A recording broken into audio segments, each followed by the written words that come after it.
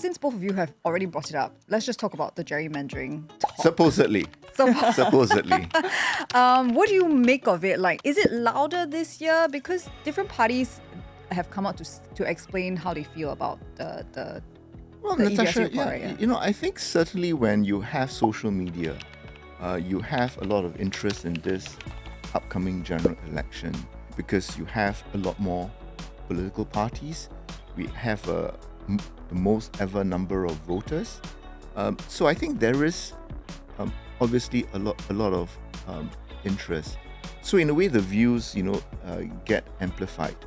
But I think when we take the starting premise, that the EBRC goes by the terms of reference, that the EBRC does not have access to information about how people voted in each polling district, that the EBRC is there to get the job done. I think this is really all part of the electioneering, right? The idea of trying to generate interest about a particular political party, right? Because if you look at the political landscape today, it is increasingly very crowded.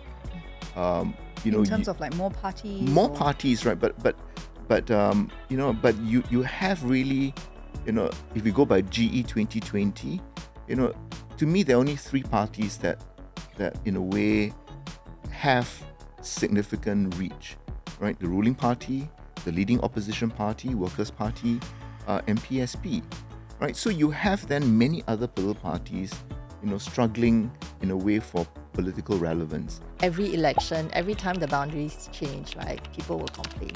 So it's not really, it's not really about how extensive it is or something, but I feel like whenever the boundaries change, it would affect like the politicians and the parties that want to contest that area, right? But to qualify, I feel like it would affect parties that have been walking the ground more. So if you've already been covering the ground, and let's say, you have a team that you thought you were going to field in one constituency. Suddenly that constituency has been cut up into half and it joins up with, another constituency at the side. If you so happen to have not covered the other one, then now you have to make a choice, right? Are you going to, field the people in the other side or this side and all that?